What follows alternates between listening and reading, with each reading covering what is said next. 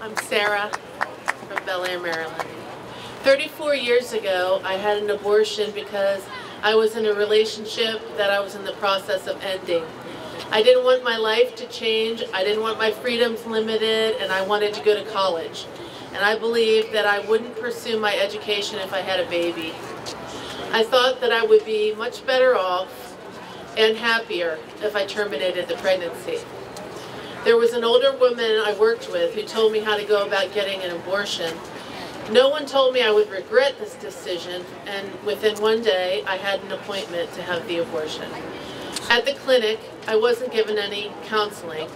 During the abortion procedure, I couldn't help but feel that the doctor was irritated with me. He gave me the impression that he was disgusted that girls like me were making him have to do this job. Immediately after the abortion, I felt relieved that I was no longer pregnant. I decided not to think about it, and I really was unaware that I had any pain over it. It was as if it had happened to someone else. Because you can't mourn what you can't feel. I no longer wanted to continue in school, so I dropped out of college, and I proceeded to get involved in relationships which weren't healthy.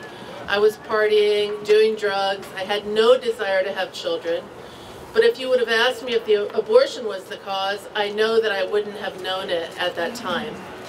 After I found Jesus Christ as my Savior, which was 29 years ago, I was encouraged to confess any past sin in order to keep the enemy from using it against me. I acknowledged the guilt of my sin at that time, but I didn't know the gravity of it, not even a little bit. Many years later, I began to realize that I had actually taken the life of my child. I had a vision of meeting my child in heaven, and when I saw him, I knew who he was immediately. I saw his whole personality. I saw his potential, his impact on others in his life, and I saw that I was responsible for taking all of that away. God met me in that grief. He absolved me, He comforted me, He restored me. And this revelation was a gift because you can't mourn what you can't feel.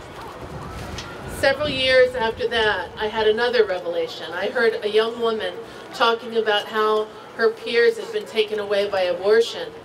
And I knew that I was guilty of taking away my sister's nephew, my niece's cousin, my father's grandson, etc.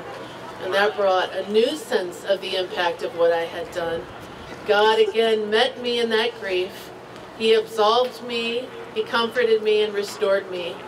This revelation was a gift because you can't mourn what you can't feel. Over the last 29 years, God has shown me the repercussions of the choice I made.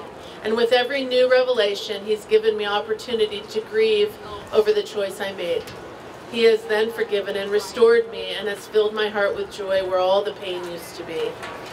In 2009, I attended a Rachel's Vineyard retreat. I wanted to make sure that I could confidently refer other women there. All of the same steps the Lord had worked in my heart over the past 29 years were included in that one weekend. It was a place where women could get in touch with the emotional pain they've been disconnected from. I highly recommend it to anyone either suffering or not suffering from a past abortion. So why do I say not suffering? If you have had an abortion and you have been forgiven, you may believe that you have also been healed. But if you have never felt the pain and grief associated with that day, I can tell you that there's much healing to be done. It's unnatural for a woman to kill her child and feel nothing. You can't mourn what you can't feel, and that's an indication that you have not been healed. Please attend a Rachel's Vineyard retreat and allow God to bring to the surface the part of your soul which has been locked away. He will heal you completely if you give Him the chance. I wrote a song about my experience, and I'm not going to sing it, but the refrain goes like this. Where is the shame? It's covered with Christ's blood. Where's the pain? Being healed by God's love. Where's the truth? It's a sharp sword in my mouth. And where is the fear? by love, it's been cast out. In my life, I have exercised all of my reproductive rights. I have 6 children here on earth.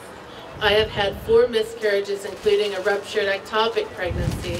But of all those choices I made, there's only one that I regret, and that's my abortion. That's why I'm silent no more. Well, thank you all for staying in the cold to hear our testimonies. Appreciate that.